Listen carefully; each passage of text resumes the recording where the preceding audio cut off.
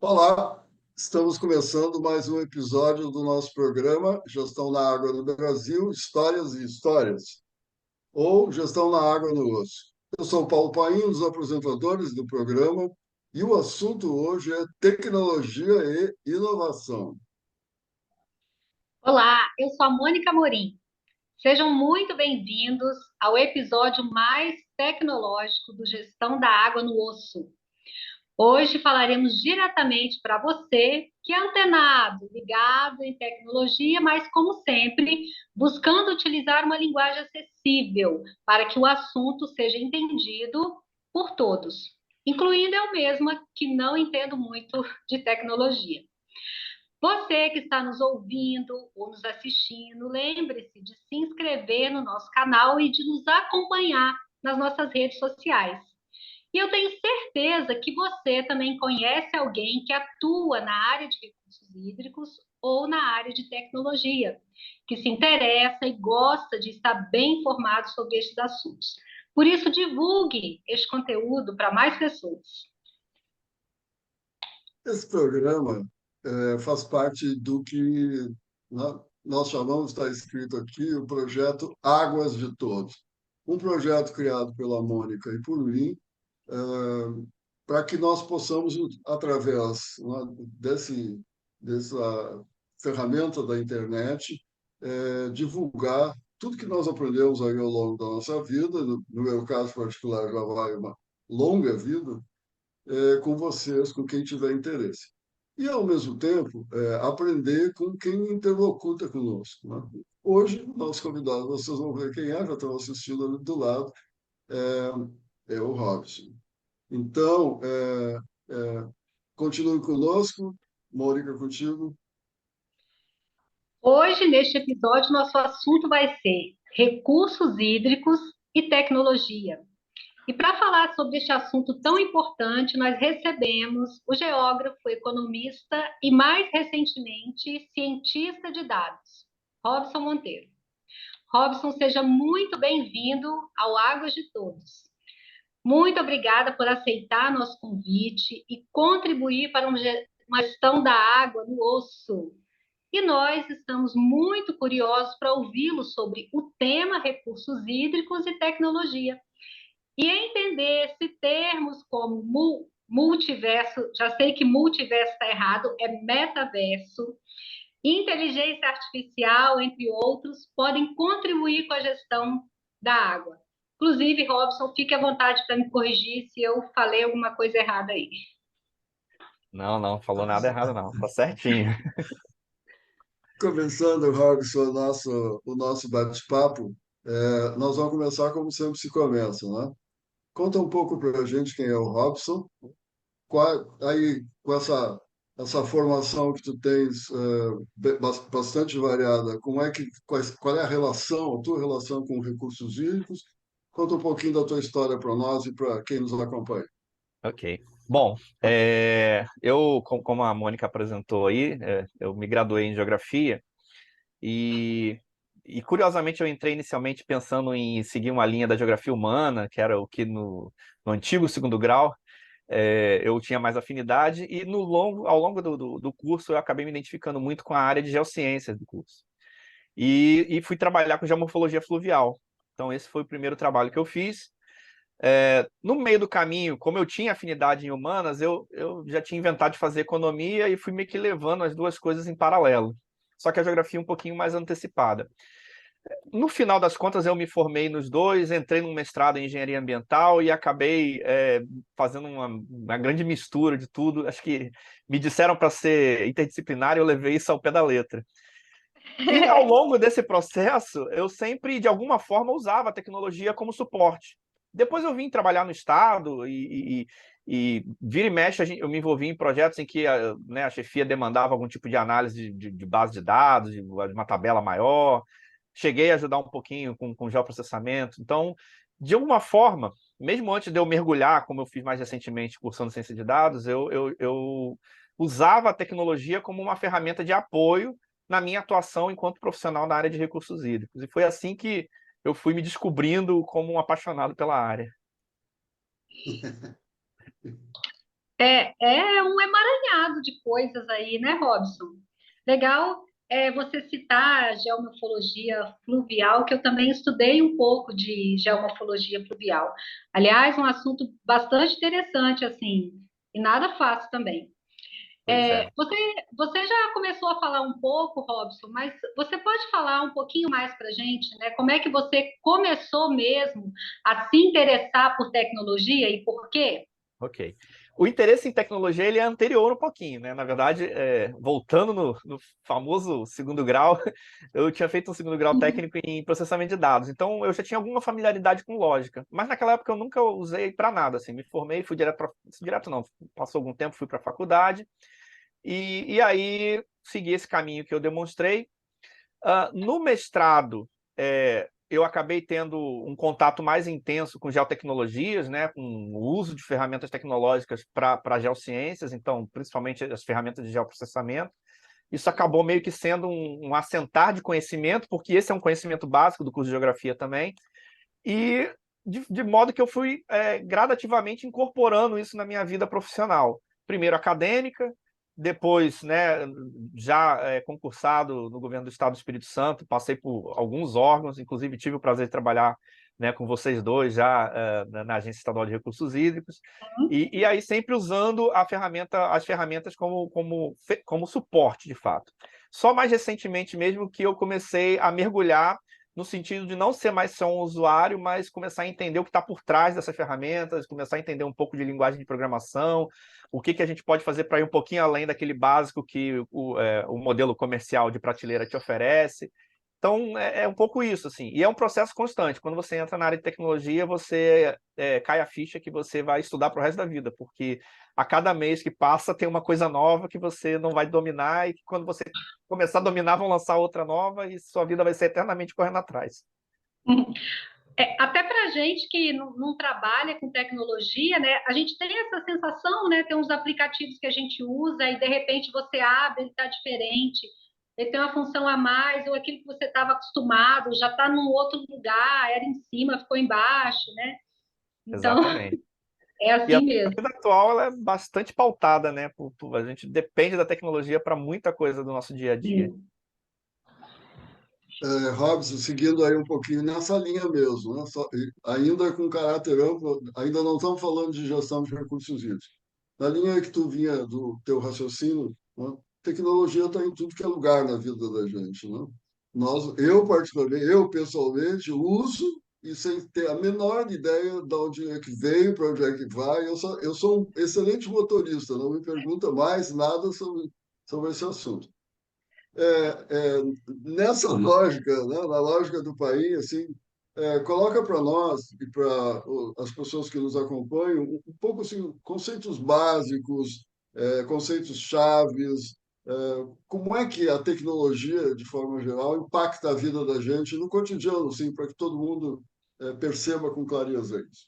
Claro.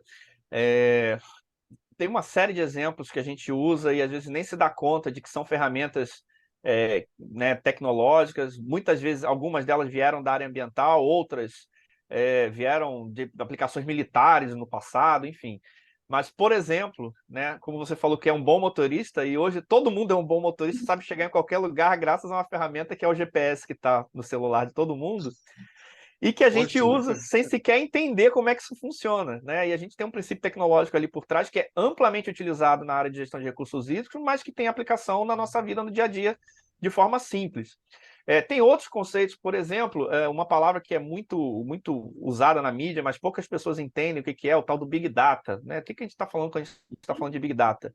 O termo Big Data, na tradução literal, seria grande dados, né? Grande volume de dados. E, de fato, o que caracteriza uma tecnologia que pode ser classificada como uma tecnologia de Big Data, uma das coisas é o grande volume de dados. Mas quando a gente fala grande, a gente não tem muito referencial do que é grande, de fato, para se enquadrar aí. Então, só para a gente ter uma ideia, Um computador comercial hoje, se você for comprar, normalmente ele vai vir de fábrica com algo entre 500 gigas e 1 tera de memória. Esse é o padrão comercial que você vai encontrar. Isso é Isso eu bastante, sei o que é. isso é bastante coisa. Isso dá para armazenar aí algo em torno de 700 filmes em alta resolução. Ou seja, uma biblioteca já bastante vasta. A humanidade, à medida que foi incorporando a tecnologia no seu dia a dia, ela começou a produzir cada vez mais dados. Na época que nós trabalhamos juntos, ou seja, há 9 anos atrás, a humanidade produzia algo em torno de 12 zettabytes por ano de dados. Zettabytes é algo em torno de 10 elevado a 21, só para vocês terem uma ideia de bits. Cada bit é uma unidade de medida muito grande. Ela é 1 bilhão de vezes maior do que 1 tera. Perdão, 1 trilhão de vezes maior que 1 tera. Nossa! Então, a humanidade produz isso por ano, produzia isso por ano em 2014. Hoje, para o ano de 2022, que a gente acabou de fechar, a humanidade produziu algo em torno de 100 zettabytes. E isso segue numa escala crescente. Processar isso requer uma capacidade computacional muito alta. E a nossa vida é regida por sistemas de acesso no plano de saúde, para recarregar o cartão do transporte coletivo, para emitir um documento. Essas bases de dados muito grandes, na casa dos petabytes, zettabytes, requerem capacidade de processamento muito alta. E para fazer isso, existem tecnologias específicas que envolvem o conceito do Big Data. Mas além do grande volume, o Big Data ele tem que ter também uma outra coisa. Os dados têm que ter veracidade, ou seja, você não pode armazenar qualquer lixo ali, então você tem que armazenar uma grande quantidade de dados que sejam representativos de alguma coisa, e você tem que ter velocidade. Né? Por isso que a capacidade de processamento é um fator fundamental. Porque se você tiver 1 zettabyte e demorar 12 anos para processar, que é o que as máquinas de 10 anos atrás demorariam, não serve de nada. Então, esse é um outro conceito que a gente também vira e mexe, nós nos deparamos com isso no nosso dia a dia, né, quando acessamos ou quando requeremos um documento nas bases de dados dos governos, e não temos ideia do que está por trás daquilo ali. Por trás daquilo ali tem um conjunto de computadores imenso, trabalhando como se fosse um só, para poder dar conta de processar esse conjunto gigantesco de informações. Outra coisa que é comum no nosso dia a dia, que a gente está assistindo, na verdade, né? Nós que estamos nas capitais já estamos passando por esse processo. Quem está nos municípios menores vai passar aí nos próximos meses. É a migração da tecnologia de celular. Né? O celular, a gente começou lá com o 2G, passou para o 3G, vivemos muito tempo no 3G, vivemos os últimos 8 anos aproximadamente no 4G e recentemente ingressamos no 5G. Quando a gente ingressa no 5G, a gente multiplica por mais ou menos 10 vezes a capacidade de transmissão de dados para um aparelhinho celular. Né? Os aparelhinhos na tecnologia 4G podiam aí transitar algo em torno de 150 megabytes por segundo. Os aparelhos na tecnologia 5G, as mais avançadas, podem chegar a 1,8 gigabytes por segundo. Mais que 10 vezes a capacidade. Além disso, a tecnologia 4G ela permitia conectar em torno de 10 mil aparelhos por quilômetro quadrado. A tecnologia 5G permite conectar até 1 milhão de aparelhos por quilômetro quadrado. Isso é um salto gigante. E por que isso é necessário? Porque a reboque disso vem um outro conceito chamado Internet das Coisas. A ideia da Internet das Coisas é que não só nós estejamos conectados através de uma rede com computadores, mas também os nossos objetos do dia a dia. Então, a sua geladeira vai estar conectada pela internet, de modo que quando ela perceber que a sua manteiga acabou, ela vai emitir uma ordem para o mercado entregar na hora que você chega em casa. A sua televisão vai estar integrada com o seu celular ou seu ar-condicionado, de modo que quando você estiver a 2 quilômetros de distância de casa e tiver um dia muito quente, ele automaticamente liga o ar-condicionado para você chegar em casa e ter uma casa climatizada. E isso só é possível com uma capacidade de conectividade da rede 5G. Quer dizer, você ter 1 milhão de aparelhos, né? E cada aparelho desse é um ponto de conexão. Então você vai ter uma geladeira conectada, uma TV conectada, um ar-condicionado conectado, um celular, o seu celular conectado. Hoje muita gente tem às vezes mais de uma linha, então 2 celulares conectados. Então esse é um outro conceito fundamental para que a gente possa ter esse tipo de arranjo tecnológico por trás. E por fim, quer dizer, por fim não, complementando isso, vem um pacote de coisas que a gente bota num conjunto comum chamado inteligência artificial. Quer dizer, ao invés da gente trabalhar e aí eu tenho certeza que Paim deve ter estudado isso na faculdade de engenharia, linguagem Fortran, ou algo parecido. Ao invés da gente Sim. trabalhar com aquelas linguagens em que a gente diz exatamente para o computador, se fizer isso, faça aquilo, se fizer aquilo, faça aquilo outro, a gente ensina o computador a reagir a diferentes situações. E aí, mesmo situações em que a gente não tenha necessariamente programado para, ele, por analogia, consegue tomar uma decisão. Então, basicamente, a inteligência artificial é isso. E ela está por trás de todo esse conjunto de tecnologias, de modo que a nossa vida tende a ser facilitada. E hoje a gente já usa inteligência artificial para um monte de coisa e não se dá conta, né? Ou nunca parou para analisar. Vou dar um exemplo também de coisas que estão relacionadas aí à inteligência artificial que você usa e que talvez você nem tenha percebido. Quando você assiste lá o seu filme na sua plataforma de streaming preferida, não sei se você já percebeu, mas logo assim que você termina de assistir um filme, ele recomenda um outro mais ou menos da mesma linha. Uhum. E quanto mais você assiste filmes daquela linha, ele segue naquela. E aí você começa a nem ver outros lançamentos. Por trás daquilo ali tem um sistema de recomendação, um algoritmo que entende, né, quais são os seus gostos do ponto de vista de estilo, de duração, de fotografia, de diretor, e começa a te recomendar coisas similares que outras pessoas que assistiram gostaram igual. Então tem um sistema de inteligência artificial por trás ali, rodando isso, está no seu dia a dia e você sequer se dá conta disso. Mônica, deixa eu entrar aqui. Duas coisas, Tá. o Robson. Em primeiro lugar, o Robson entregou direto, assim. Eu sou pior que do tempo do Fortran. A minha tecnologia de calcular as coisas na engenharia é uma régua de cálculo, aquela maneirinha. Agora tu vem com essa. Agora a segunda observação é: quando que a minha geladeira vai dizer que terminou a manteiga? Essa é fundamental, absolutamente fundamental. Eu acredito Mônica, que não vai demorar tanto, não, tá? Olha, a manteiga é uma coisa que eu fico de olho. Então, no meu caso, nem vai precisar a geladeira dizer para mim, tá? Agora, o negócio do ar-condicionado, aí eu gostei, porque tem feito muito calor, né? Então, assim, o ar-condicionado, saber que eu estou chegando aí, eu esqueci o nome do negócio, e deixar a casa fresquinha, essa parte aí vai ser boa. E o meu celular, eu não sei por quê, no meu celular ainda aparece 4G, não aparece 5G ainda. É porque as Será redes ainda que. não estão plenamente implementadas, né? Mesmo nas regiões Hum. metropolitanas, você tem áreas com cobertura total e tem áreas com cobertura parcial. Isso tem um cronograma de implantação aí que a ANEEL regulamenta. A previsão, se eu não me engano, acho que até 2025 o país inteiro vai estar coberto. Ah, tá, que eu já ia reivindicar aí meu 5G. Ai, o Robson, muito legal, assim. Eu acho que eu estou entendendo, né? O que você está trazendo para a gente.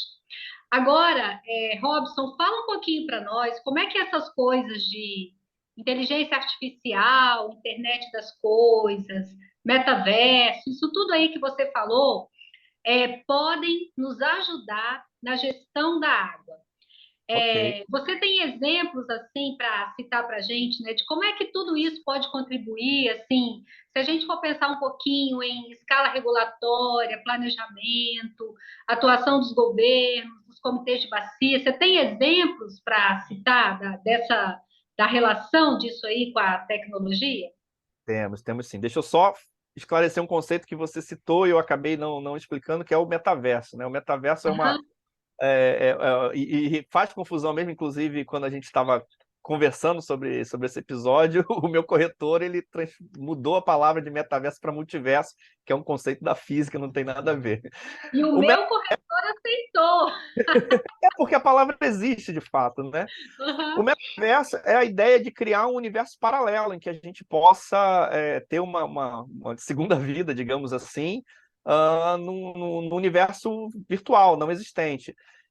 De certa forma, é um pouco de uma evolução do conceito da internet propriamente dita, mas, dada a capacidade de processamento que a gente tem disponível hoje, a capacidade de transmissão de dados, é possível que a gente avance para além desse plano 2D que a gente se acostumou a ver nas nossas telas e comece a ter projeções em 3D, né, de modo que você usa óculos de realidade virtual, você tem a sensação de estar imerso dentro de um ambiente qualquer, seja para simular seja para promover uma reunião virtual que, né, a gente está fazendo aqui, por exemplo, ela pode ser realizada em 3D com uso de equipamentos de realidade virtual. Então, isso é um metaverso. Mas vamos lá, retomando aqui, como é que a gente aplica isso, essa sopa de tecnologia na gestão de recursos Na hídricos? gestão. Eu acho que, bom, tem ferramenta para tudo, né? Então, por exemplo, no setor usuário, é um grande setor que é clássico, inclusive, né, existem disputas aí, mas eu não consumo isso tudo, na verdade, parte do que eu consumo retorna, é o setor da agricultura. O setor da agricultura tem números, né, tem bibliografias que falam que consome em torno de 70, 80, 75, enfim, dependendo da bacia hidrográfica, esse perfil vai variar mesmo, a gente viu isso na elaboração dos planos de bacia do Estado do Espírito Santo e é a realidade no Brasil inteiro. O setor de agricultura, e a agricultura brasileira é uma agricultura, principalmente a agricultura de exportação, uma agricultura bastante tecnológica, ela vem incorporando um pacote de tecnologia que se convencionou chamar de agricultura 4.0. O que essa agricultura 4.0 considera? Ela considera, por exemplo, o uso de imagens que até bem pouco tempo atrás a gente era obrigado a comprar de provedores de satélite para fazer análise do estresse hídrico de uma planta, né? E aí os satélites eles tinham uma periodicidade, eles passavam de 15 em 15, 16 em 16 dias, então você só conseguia analisar a planta de 16 em 16 dias. Hoje a agricultura 4.0 trabalha com drones e sensores portáteis. Esse drone faz um sobrevoo na lavoura, manda a informação para o profissional, para o agrônomo, enfim, para o profissional que estiver fazendo acompanhamento, gera um índice de estresse hídrico e imediatamente o profissional técnico consegue identificar qual é o ponto de estresse hídrico que a planta se encontra e quanto de água, por exemplo, ele precisa aplicar naquela planta para evitar perdas na produtividade. Esse é um exemplo clássico, quer dizer, você tem a mistura aí da geotecnologia, né, de equipamentos aéreos não tripulados, controlados remotamente, de geoprocessamento.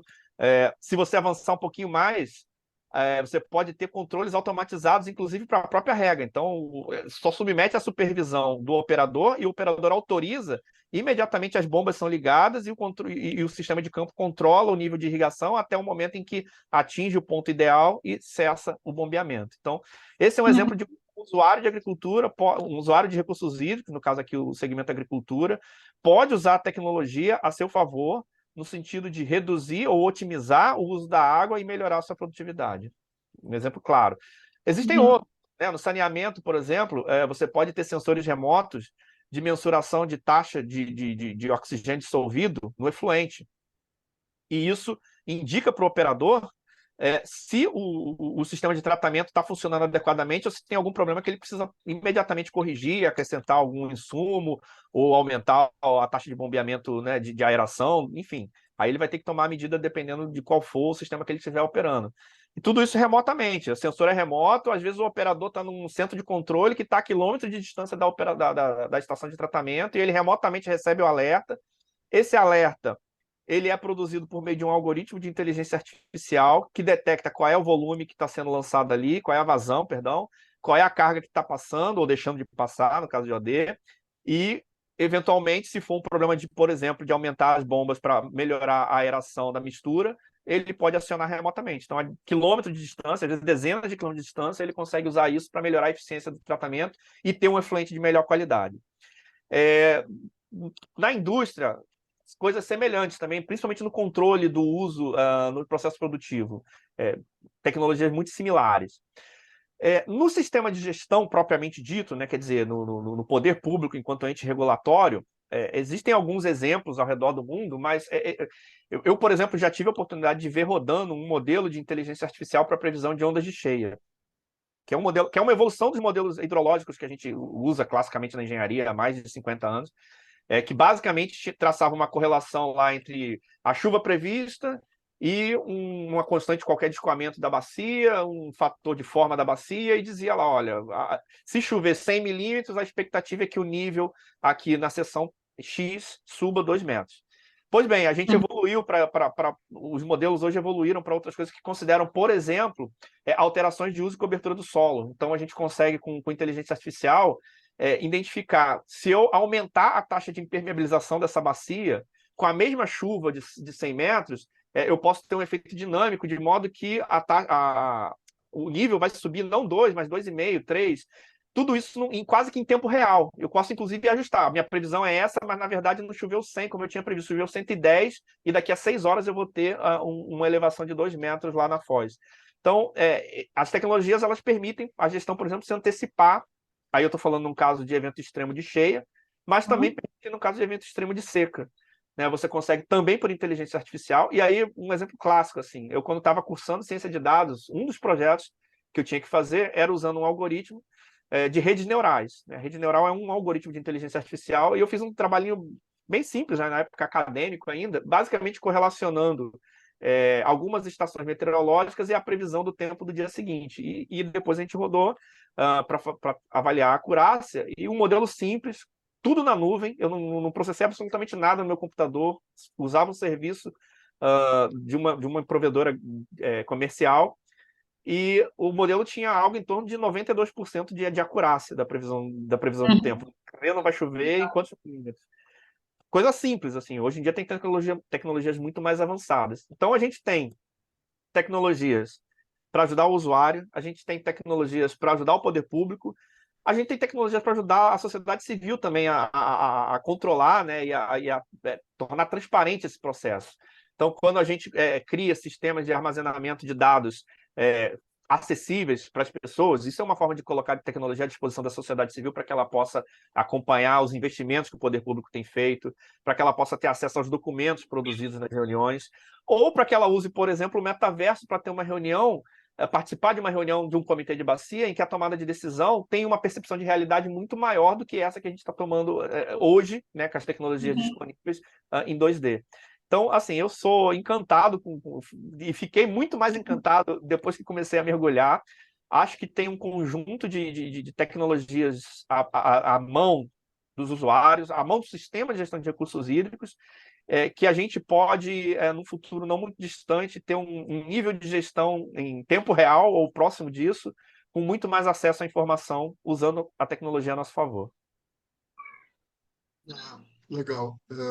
Robson, a pergunta que eu deveria te fazer agora, tu já respondeste, né? Que é a questão da agricultura, que é o exemplo que eu mais gosto, né? Até porque vivemos juntos e eu vivo separadamente de vocês também muito essa questão da agricultura, da tomada de decisão, da outorga, né? Nós certamente uma dos nossos futuros episódios vai tratar de outorga dinâmica, né? Que só é possível através, né, da utilização de ferramentas tecnológicas avançadíssimas como essas que tu está falando. Então, talvez o que eu vou dizer não tenha nem resposta. Não? Eu queria que nós pudéssemos divagar um pouquinho sobre. Nós três trabalhamos juntos, pé no fundo da fábrica, né? Um período do Espírito Santo de uma estiagem brutal, zerou a água, não tem mais água, etc. E o que tu está. Então, assim, lá embaixo, na fábrica. E o que tu estás trazendo é uma sofisticação disponível. Isso que é o mais interessante. Né? Não está sonhando, tu diz, tem tecnologia, temos, né? Não existe, Robson. Qual é a tua sensação no sentido de que esse gap aqui entre né, o fundo da fábrica e o que já tem disponível, é possível se transpor isso? Tu imagina como é que se transpõe isso? Eu fico pensando, por continuar na agricultura, os meus amigos, os amigos de vocês da área da agricultura, que ainda estão lá agarrados a um conceito de gestão muito antigo, que odeio cobrança, sabe? Assim, um pouquinho de realidade. E aí? É possível, não é fácil, né? Eu acho que tem um conjunto de coisas aí, tem investimento a se fazer, né? O sistema tem um gargalo clássico de financiamento, é um sistema deficitário do ponto de vista de investimentos que ele precisa fazer. É um problema, né, dos 23 anos, 24 anos, não, 25 já, 25 anos do sistema de gestão. Então, esse é mais um que vai entrar na fila do problema de falta de financiamento, pelo menos no nível adequado. Tem um problema de recursos humanos também, né? A formação tecnológica para a área de gestão de recursos hídricos, ela ainda é bastante escassa, são poucos profissionais para esse perfil.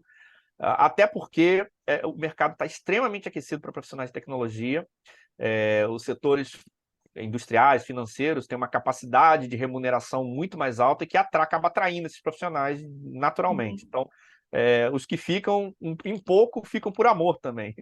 Então, o desafio da formação de mão de obra para enfrentar isso. Temos um problema cultural, educacional no nosso país. Nem todo mundo tem uma facilidade no manuseio desse tipo de tecnologia, né? Eu mesmo convivo com várias pessoas que têm limitações para usar um aplicativo de comunicação no celular, até hoje. Então, esse é um outro limitante que a gente vai ter que ter estratégia para enfrentar. Mas é possível. É possível, e se a gente voltar 3 anos atrás, a gente vai lembrar que isso que a gente está fazendo aqui de reuniões virtuais era praticamente inexistente, ninguém usava isso. Principalmente a pandemia para nos forçar uma realidade que a gente custou acreditar que era, né, que era real.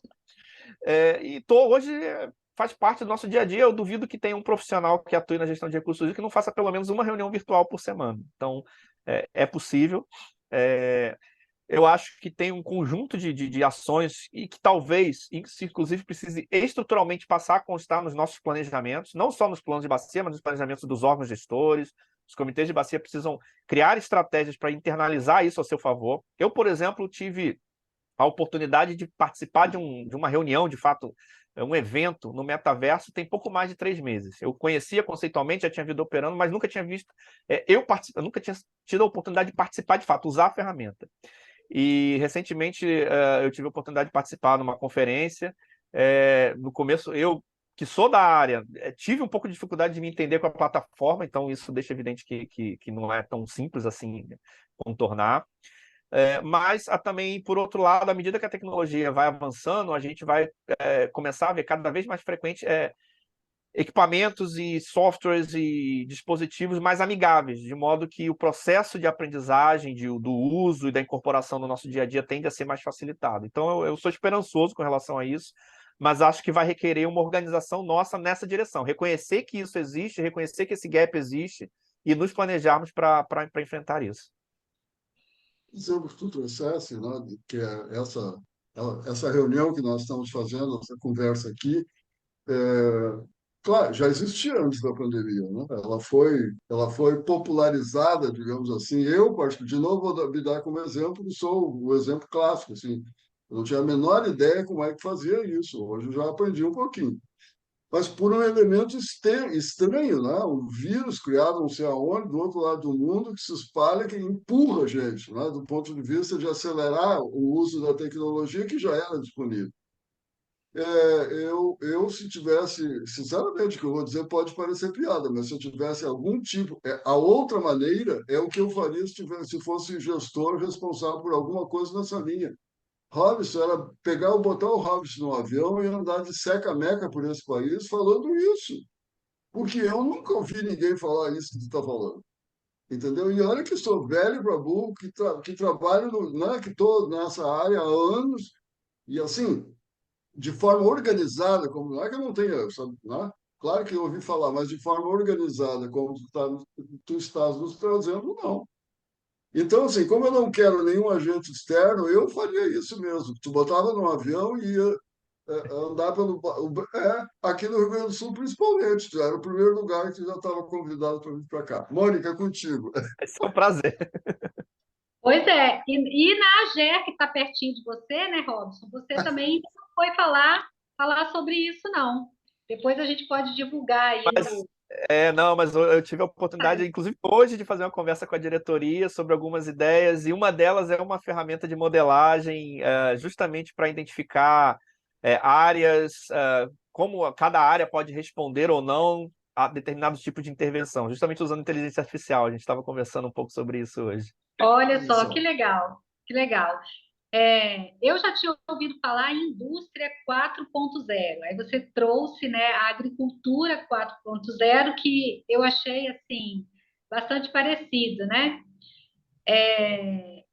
Agora, para falar a verdade, assim, hoje, quando falo inteligência artificial, o que me vem à mente, assim, primeiramente é aquele filme de terror que está em cartaz aí. Eu esqueci o nome, acho que é Megan, não sei alguma coisa, que mas é um filme de terror, e aquela inteligência artificial que faz uma redação com início, meio e fim em menos de 1 minuto, né? Que, imagina, agora as crianças e adolescentes não vão estudar mais, né, gente? Se esse negócio ficar disponível aí para esses meninos. Eu tenho uma boa notícia e uma má notícia para você. A boa notícia é que a do filme de terror, propriamente, a gente não está lá ainda não. Tem risco. A gente pode, no futuro distante, ver o mau uso da tecnologia, como a gente já viu com várias outras tecnologias que a humanidade inventou. Então, é óbvio, a tecnologia, né, a tecnologia da informação não está imune a isso. A má notícia é que, de fato, a inteligência artificial que escreve artigos e poemas, ela já existe e está disponível na internet para qualquer um. Ai, coitados dos professores, gente. Imagina os professores do antigo ensino médio aí, Robson, que você falou, que te despertou tanta curiosidade, tanta coisa aí. Imagina. Pois é. Robson, a gente está chegando no final já do nosso programa. E nesses minutinhos finais, assim, a gente sempre dá um tempinho, né, para o nosso convidado, nosso entrevistado, falar alguma coisa que ele queira, né? Então, fique à vontade nesses minutos finais para falar algo que você acha importante, né, de citar com relação a esse assunto que nós discutimos aqui, que você ainda não tenha colocado. Bom, eu acho que assim, o uso da tecnologia ela é uma realidade na nossa vida, seja para gestão de recursos hídricos, seja para você dirigir no sábado à noite numa cidade que você não conhece, seja para, em breve, para sua geladeira pedir a manteiga quando acabar. Infelizmente, alguns vão ter facilidade, outros não vão ter tanta facilidade assim, mas muita coisa também está disponível gratuitamente na internet. É possível se organizar e adquirir uma certa familiaridade com esses temas ao longo do tempo. Eu acho que é um processo irreversível, mas que bom que é um processo em que a gente tem a oportunidade de se planejar para entrar, porque mal utilizada qualquer tecnologia pode trazer mais malefício do que benefícios. Então, nos apropriemos disso e utilizemos em nosso favor e em favor da gestão de recursos hídricos. Muito legal. Alisson, muitíssimo obrigado. Foi sensacional, né? Porque tem ocorrido bastante isso, né? Nós temos procurado, Robson, trazer, né, saberes e leituras que envolvam a gestão de recursos hídricos, para não ficar o tempo todo, né, repetindo aqueles velhos, né, falando para os iniciados. Então, só um pouquinho, né? É muito mais que um balanço hídrico, né? É muito mais. Aliás, o balanço hídrico se presta bem para essa nossa conversa. Então, muitíssimo obrigado por ter aceitado o nosso convite. Nós agradecemos a audiência de todos que estão nos assistindo. Um agradecimento especial ao professor Valmir, que está nos apoiando aí, o piloto do Zoom. Esse é o programa Gestão da Água no Osso, ou, né, o nome mais pomposo é Gestão da Água no Brasil, Histórias e Histórias. Por favor, fiquem com a gente. Assistam, nos mandem críticas, nos acompanhem aí nas nossas redes sociais e até o próximo episódio. Tchau. Tchau, pessoal. Até o próximo episódio.